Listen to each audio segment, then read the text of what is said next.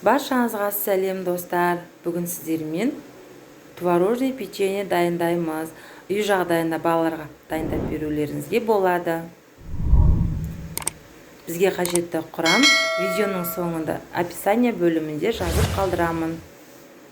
Ең бірінші салқындатылған сары майымызды қырғыштан өткіземіз.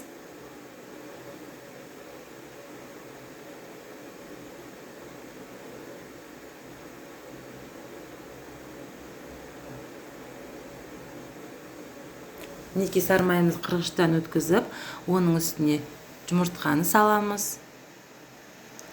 Кефирді құямыз.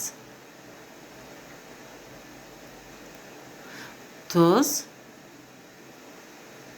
ас содасын салып, қантымызды салып, жақсылап араластыратын боламыз.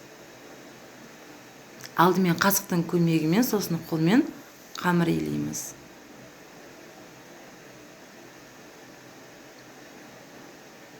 Мінекей қамырымыз дайын болды. Дайын болған қамырды 10 минутқа мұздатқышқа салып қоямыз. Печеньенің ортасына салатын салманы дайындаймыз. Мен бұл жолы творогты таңдадым. Творог 2 қасық қант, 1 қасық ұн, 1 қасық қаймақты салдым. Үстіне жұмыртқаның ағын салып, жақсылап араластырамыз.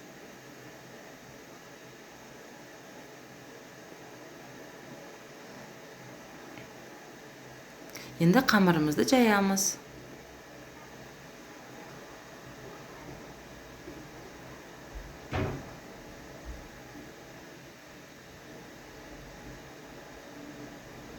Қамырымызды жайып, форманы көмегімен қазір кесетін боламыз.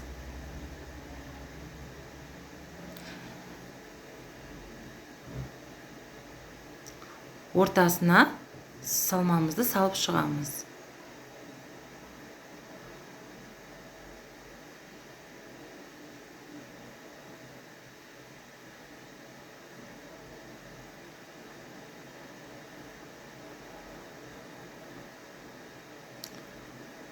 Оның үстіне екінші кесілген қамырды қоямыз.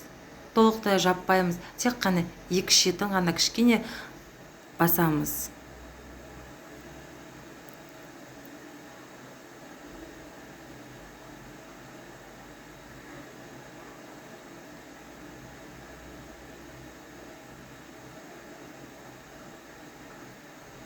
Дайын болған печеньелердің үстіне жұмыртқаның сарысын жағамыз.